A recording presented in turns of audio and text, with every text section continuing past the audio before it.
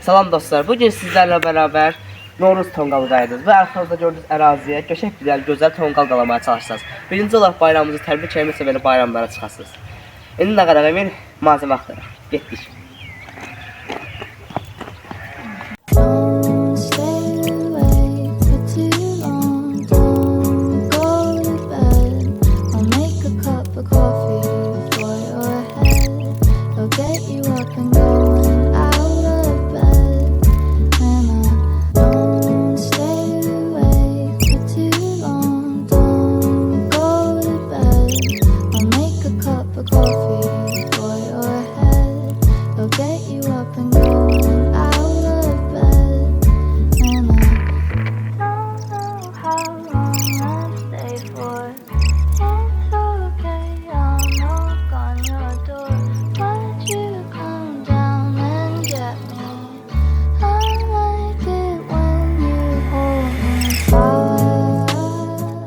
Hə dostlar, axır ki tonqalı qalamağımızın vaxtı gəldi. Gördüyünüz kimi bu boyda şey elədik. Emin gətir ucağının içinə qoyaq və içinə qoy onu. İçinə qoyaq.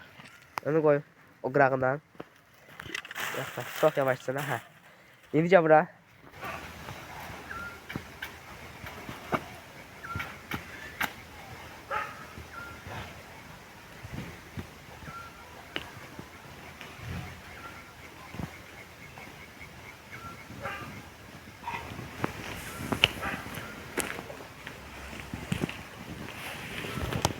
Gel.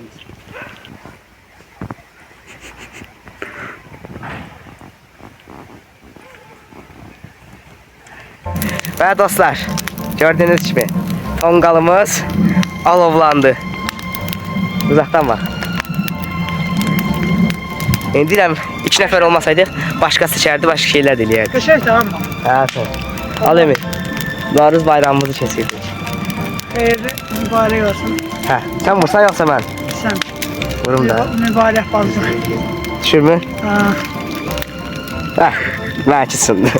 İçinə vay. Boşuma düşdü ya. Neymiş? Başıma düşdü. Nere başıma düşdü? Vay, o oldu yandı, tutardı. Bakın dostlar. Başım yanmadı. Başıma düşdü. Neyse. Əziyyətlə elədiyimiz alov da gördüyünüz kimi yavaş-yavaş sönür. Neyse dostlar. Bu videonu çəkməmizdə məqsəd bugünkü bayramı keçirmək idi. Bunları çox bomba şəkildə çəkdik. Uşaqlar keçənsə xeyrə bayramınızda mübarək. Görüşərik. Belə videoların davamı üçün hər zaman bu kanalda olun. Like atıb abunə olarsın.